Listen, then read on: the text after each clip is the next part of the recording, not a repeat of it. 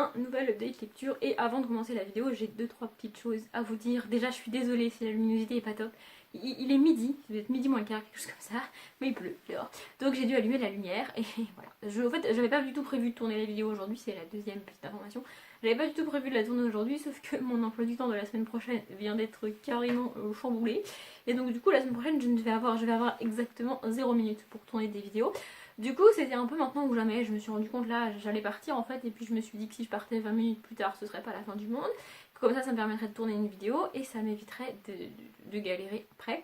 Donc c'est maintenant ou jamais. Et du coup, comme j'ai pas trop le temps, je vais essayer de pas parler vite. Peut-être que je l'ai déjà fait. Mais je vous garantis pas d'y arriver parce que comme j'ai pas le temps et que je suis censée être déjà partie, je suis pas en retard mais je suis censée être déjà partie, du coup je risque de parler un peu vite. Je suis désolée si c'est le cas. Voilà. Du coup on perd pas de temps et on commence par Macbeth de Shakespeare. Donc ouais, ça va être le deuxième update lecture dans lequel je vais vous présenter les 2 derniers livres que j'ai lus sur le week-end à 1000 et ensuite on passera aux lectures que j'ai faites après. C'est logique. Donc Macbeth, si vous avez vu mes vlogs du week-end à 1000, vous savez que ça va être compliqué. C'est moi qui ai choisi l'ordre dans lequel je vous présentais les livres que j'ai lus sur le week-end à 1000, évidemment. Et j'ai volontairement mis celui-ci dans le lecture le plus loin possible parce que j'avais besoin de digérer ce qui s'était passé et de me rappeler tout ça, tout ça. Donc, Macbeth, c'est l'histoire de Macbeth. Alors, c'est un espèce de grand général de l'armée du roi d'Écosse. Et au tout début de l'histoire, il gagne, enfin, il fait des trucs importants et super cool pour le roi d'Écosse. Du coup, on lui donne un titre, je sais plus quel titre il obtient, mais il obtient un titre important, assez cool et plutôt sympa en fait. C'est pas écrit.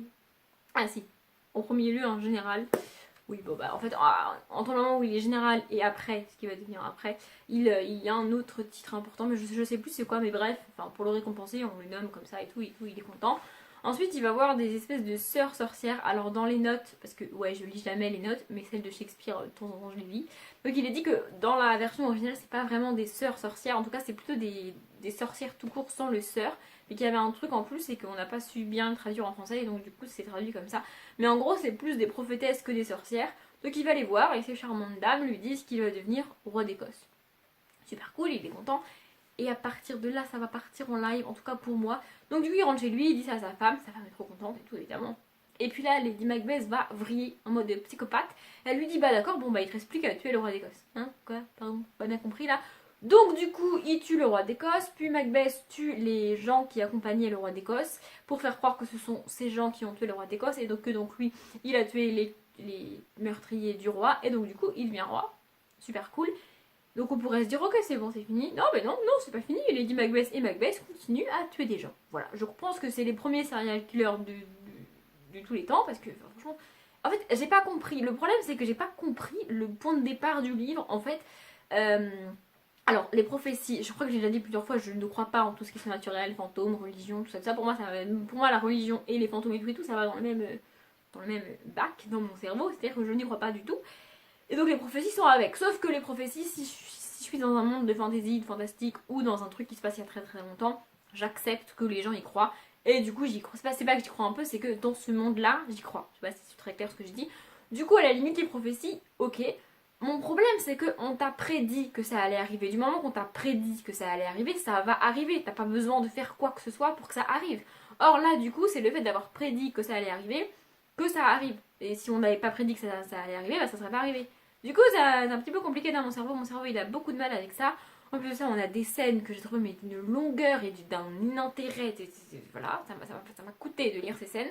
J'ai fini la pièce parce que c'est du Shakespeare et parce que je voulais la lire, mais franchement, j'ai pas tout compris. Mais alors vraiment pas tout compris. Et du coup, le fait que il y a quelques semaines qui se sont passées depuis le week-end ami, ça m'a permis de effectivement réfléchir à tout ça, tout ça. Dans le vlog, j'ai dit une phrase du genre: je ne comprends pas comment un même homme, à savoir Shakespeare, a pu écrire une pièce aussi magnifique que Hamlet et aussi what the fuck en fait que Macbeth. J'ai dit cette phrase et en fait je me suis rappelé qu'il y a une théorie. Alors je pense que je l'ai déjà dit au tout début quand j'ai commencé à relire du Shakespeare. J'aime beaucoup, je suis intriguée par Shakespeare et j'avais envie de lire toute sa bibliographie, ce qui est en train d'être fait. Mais je suis également aussi fortement intriguée par le personnage qu'est Shakespeare parce que c'est l'un des personnages pour moi les plus mythiques de l'histoire et de la littérature et que autant son œuvre mérite d'être lue et mérite d'être répandue, autant lui est un personnage vachement important. Et en fait, il y a une théorie sur Shakespeare qui dit qu'on n'est pas sûr que tous les textes qui sont aujourd'hui attribués à William Shakespeare ont été écrits par la même personne. Et franchement, après avoir lu Hamlet et Macbeth, je comprends d'où sort cette théorie. Parce que clairement, c'est pas possible que le même gars, il ait écrit ça. Enfin, pour moi, c'est pas possible en fait. J'ai poussé le vice jusqu'à aller voir les dates de publication. Je me suis dit, peut-être qu'il a écrit Macbeth et puis ensuite, il y a des années qui sont passées, il a écrit Hamlet et du coup, son écriture, elle a évolué, tout ça, tout ça. Alors en fait, non, il a écrit, enfin, tout du moins, il a publié avant Hamlet. Il a publié Hamlet, je sais plus, j'ai été voir les années, mais j'ai pas eu le temps là d'aller regarder avant le début de la vidéo. Donc il a publié Macbeth, enfin Hamlet, et je crois quelque chose comme 20-25 ans plus tard, Macbeth est sorti. Sauf que Macbeth est sorti après sa mort. Ça a été publié une fois que Shakespeare était mort. Donc peut-être que lui, il aurait pas voulu la publier comme ça, peut-être qu'il voulait la retravailler, ou peut-être que c'est pas lui qui l'a écrit, enfin j'en sais rien. Mais Macbeth, c'est... Voilà. Je suis contente de l'avoir lu parce que je comprends enfin pourquoi Macbeth et Lady Macbeth forment l'un des couples les plus mythiques de la littérature. Mais manque de bol, c'est pas dans le bon sens du tout. Voilà. Je suis pas déçue de l'avoir lu, mais je suis déçue par la pièce. Passons à un truc beaucoup plus léger, n'est-ce pas? Secret Match de Amber James. Donc c'est un livre que j'ai gagné sur la page Facebook des éditions Addictive. Et je suis très contente de l'avoir gagné parce que je pense pas que je me serais de moi-même tournée vers ce livre-là, même si j'avais été voir ce que publie la maison d'édition. Et franchement c'était sympa. Alors c'était sympa, c'est une romance franchement qui se lit facilement et qui est cool. Mais c'était pas non plus la romance du siècle. Vous voyez, je crois que c'est à peu près ce que je dis dans le vlog et c'est toujours mon avis. Donc dans ce vlog on va rencontrer Laura. Dans ce vlog, n'importe quoi, dans ce livre on va rencontrer Laura, c'est ça. Donc en fait c'est une actrice, au tout début on la découvre, elle est installée dans un café en train de relire son scénario et de se réentraîner un peu, de se réentraîner du personnage parce qu'elle va aller à un casting pour décrocher le rôle principal d'un film en fait. Donc voilà, elle rencontre un mec à ce café, puis elle va aller à l'édition, non, à l'audition, et voilà, elle passe l'audition, tout va bien. Le lendemain, le soir, elle retrouve Paul, donc c'est le gars qu'elle a rencontré, elle passe la soirée et la nuit avec lui, et puis le lendemain, elle apprend qu'elle a été choisie pour le rôle et tout, elle est contente. Évidemment, qui va jouer le rôle principal masculin du film? Paul. Bah oui, sinon c'est pas drôle, hein, voilà. Bon, dans les romances, on sait quand on démarre une romance qu'il va y avoir des clichés, qu'il va y avoir des trucs auxquels on s'attend et qui se passent effectivement comme ça, hein, sinon c'est pas... Enfin, c'est comme ça dans les romances. Donc voilà, et voilà, enfin, leur histoire est pas vraiment... Enfin, c'est pas que les personnages sont pas développés et que l'histoire est pas importante, c'est juste que c'est développé, mais il se passe pas grand chose en fait. Le seul vrai rebondissement qu'il y a dans le livre, il arrive genre 30 pages avant la fin, donc il est résolu rapidement et tout. J'ai trouvé ça un peu dommage, mais en même temps ça se lit tellement facilement que c'était pas dramatique non plus. C'est une histoire sympa, c'est pas génial, mais c'est une histoire sympa. Le seul vrai point positif que j'ai adoré dans ce livre, parce qu'il y en a quand même un, sinon je pense que je l'aurais abandonné, c'est que le film qu'ils sont en train de tourner et qu'ils sont en train de réaliser est adapté dans le livre. Et du coup, voir cet angle-là, c'est quelque chose que j'avais jamais vu nulle part. Alors après, évidemment, c'est pas forcément comme ça que tous les films adaptés des livres se passent et se tournent. Mais j'ai trouvé ça vachement cool. En plus, on a l'auteur qui débarque, qui voit ce personnage en vrai. Enfin, ça doit être juste génial en fait. Et voilà, j'ai beaucoup aimé ça. Et du coup, le fait aussi qu'il justifie que les personnages sont pas énormément développés, c'est qu'on a quand même 4 personnages principaux, à savoir Laura et Paul, et les rôles qu'ils jouent dans le film en fait. Et du coup, ça empêche de trop développer parce qu'on a quand même 4 personnages principaux dans un livre qui fait 200, même pas 300 pages. Donc voilà, c'était sympa. Je pense que je lirai d'autres livres de cette maison d'édition. En plus, j'ai vu notamment dans les vidéos de Piketty que moi j'ai eu un petit livre, mais qu'il y a des livres de cette maison d'édition qui font genre 2 voire 3 fois celui-là. Donc ça promet des romances quand même plus développées que celle-ci, en tout cas je l'espère. Bon voilà, c'était une romance sympa, ça m'a permis de découvrir la maison d'édition, j'en lirai sûrement d'autres, mais c'est pas ma romance préférée. Ensuite, après le week-end à 1000, je crois que je l'ai dit à la fin du vlog, il y avait la semaine à thème du groupe Facebook Avopal qui a démarré, et donc il fallait lire des livres de saga. Donc en fait ça pouvait être des premiers tomes ou des suites de saga, moi j'en ai profité pour lire des suites de saga. Donc j'ai terminé Ma raison de respirer, vous devriez avoir la vidéo sur la saga complète dans pas très très longtemps. J'ai aussi commencé sur cette semaine le Gossip Girl. Alors lui pour le coup je pense que j'en parlerai dans le prochain update lecture, mais je pense que le prochain update lecture sortira qu'en 2018 parce que c'est comme ça en fait. Parce que j'ai eu beaucoup de mal à lire le Gossip Girl, c'est pour ça entre temps j'ai lu d'autres livres et que du coup ils sont dans cette vidéo là. Et j'ai aussi lu au niveau des sagas Calendar Girl du mois de juillet, donc je l'avais pas dans ma bibliothèque, je l'ai acheté parce que il fallait que je passe mon achat trimestriel France Loisirs. Et en fait ce que j'aime beaucoup avec France Loisirs c'est que ils reprennent les formats, les couleurs et les tailles, enfin, et la mise en page des maisons d'édition de base. La seule chose qui change, c'est qu'on n'a pas le le petit logo. Genre là, vous voyez, j'ai pas le petit losange de Hugo Roman. Sur les autres calendriers Girl, je l'ai, mais dans la bibliothèque, c'est pas visible au premier coup d'œil. Je veux dire, le livre il fait la même taille, le dos c'est le même, il manque juste le petit logo, c'est pas très gênant. Du coup, je peux les acheter chez France Loisirs, et puis c'est cool, en fait, ça fait mon achat. Du coup, je suis très très en retard dans la saga parce que y a un tome par mois qui sort, et pour rappel, on suit Mia qui est escort girl et qui accompagne un nouveau client chaque mois. Et donc, je m'étais arrêtée au mois de juin parce qu'au mois de juin, j'avais décidé d'arrêter d'acheter des livres. Et du coup, j'ai pas acheté les juin, juillet, août, tout ça parce que je n'achète pas de livres. Donc là, je l'ai acheté et puis je l'ai lu direct. En fait, je l'ai reçu le jeudi ou le vendredi de la semaine. Du coup, je me suis dit, je vais lire cette semaine, comme ça rentrera dans le thème de la semaine, n'est-ce pas? Donc, à la fin du mois de juin, il s'était passé un truc traumatisant pour Mia. D'ailleurs, si je le retrouve, je vous mettrai en barre d'information le déclic dans lequel je parle du mois de juin, qui doit dater du coup du mois de juin, si on est logique. Ou peut-être de début juillet, je ne sais plus. Enfin bref, à la fin du tome du mois de juin, il s'est passé un truc extrêmement traumatisant pour Mia. Je ne pensais pas que l'auteur aborderait dans une saga comme ça un tel sujet en fait, parce qu'en fait c'est censé être une saga légère et sympa. Les tomes font 150 pages, d'ailleurs je reviendrai sur le nombre de pages juste après. Et donc du coup c'est censé être léger, sympa. Et là on a un thème extrêmement... Enfin c'est même pas que c'est triste, c'est que c'est horrible ce qui lui est arrivé en fait, et qui est une catastrophe en fait. Et l'auteur a osé aborder ça. Et non seulement c'est censé être une saga légère, mais aborder un thème aussi important en très peu de pages, c'est quand même compliqué. Et quand même elle a réussi. Donc c'était vachement cool. Et du coup dans ce tome là, donc elle va être l'escort girl de Anton. Et elle va l'aider pour réaliser un clip vidéo de hip-hop, enfin un clip musical. Et du coup voilà, ça va être ça son principal métier ce mois-là, ce mois-ci en fait. Et c'est aussi le mois de son anniversaire. Et du coup en fait le problème c'est qu'on a que 150 pages. Alors oui, effectivement comme on a un tome par mois, on peut pas avoir des tomes de 300 pages, sinon enfin c'est pas possible en fait. Et le problème c'est que comme on a son anniversaire, le fait qu'elle ait un petit peu mal dans sa tête et qu'elle essaie de se remettre de ce qui lui est arrivé au mois de juin, et on a aussi des flashbacks du mois de juin, ce qui moi m'a pas spécialement dérangé parce que comme j'ai laissé passer beaucoup de temps finalement entre le mois de juin et le mois de juillet, avoir ces flashbacks là ça m'a pas dérangé. Mais je pense que c'était pas nécessaire vu qu'on est censé en lire un par mois, c'est pas nécessaire de mettre ces flashbacks là, mais bon, passons. Et du coup, on a la vie de Mia qui prend beaucoup plus d'importance, on a sa vie personnelle, ce qui se passe pour elle, on a du coup des gens de sa vie perso qui viennent la voir parce que c'est son anniversaire et tout. Alors c'est cool, sauf que le problème c'est qu'on voit quasiment pas le client. Genre on a au tout début ce qui se met en place avec le client, on nous explique ce qu'elle va faire et tout, elle rencontre le client, son assistante, tout ça, enfin bref. Puis on est vachement centré sur sa vie privée et tout. Alors j'ai beaucoup aimé ça. Le problème c'est qu'ensuite on revient pour un chapitre, 2 chapitres maximum avec le client et pouf, c'est fini.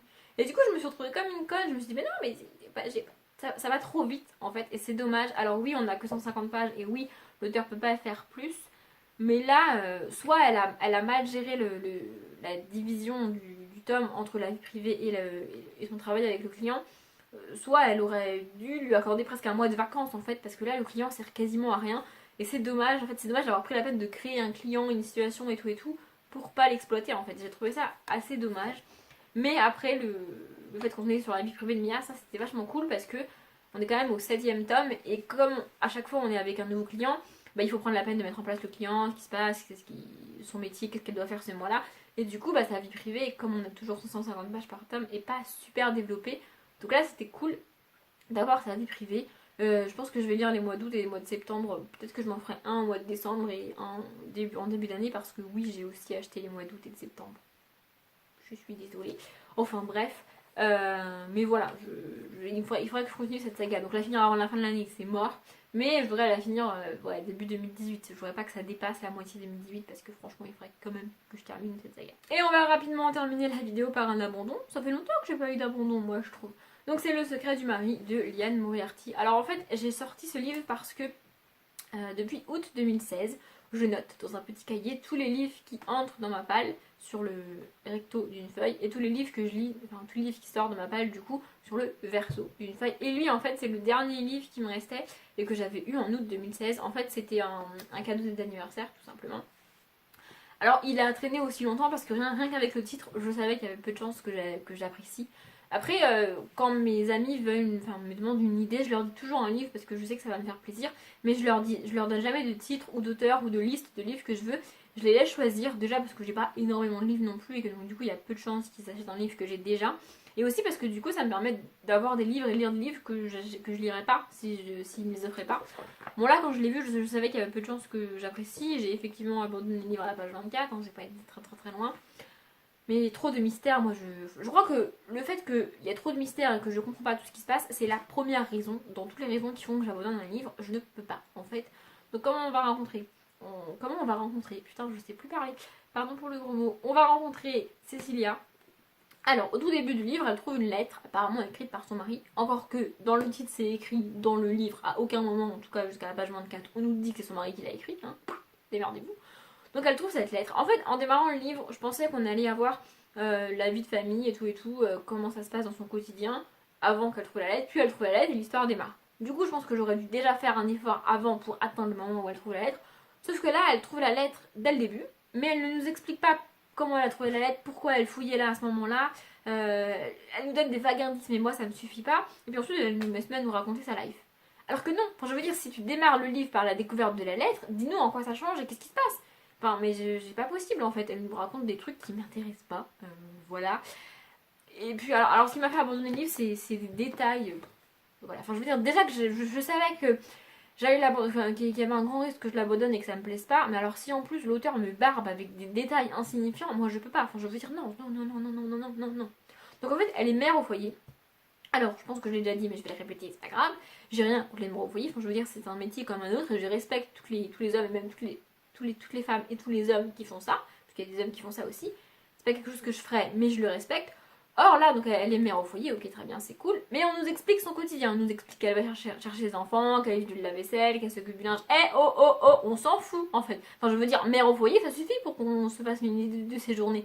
T'as pas besoin de nous détailler ses journées. Je veux dire, si tu nous parles d'un boulanger, tu vas nous expliquer que tous les matins, il arrive à la boulangerie, il allume le four, il prépare la pâte, il met les pains dans le four. Non, tu vas pas nous expliquer tout ça parce qu'en fait, on s'en bat les couilles. Savoir qu'il est boulanger, ça nous suffit pour avoir une idée de son quotidien. Et bah c'est pareil là. Savoir qu'elle est mère au foyer, ça nous suffit pour savoir ce qu'elle fait de ses journées. On n'a pas besoin que tu nous détailles tout ça.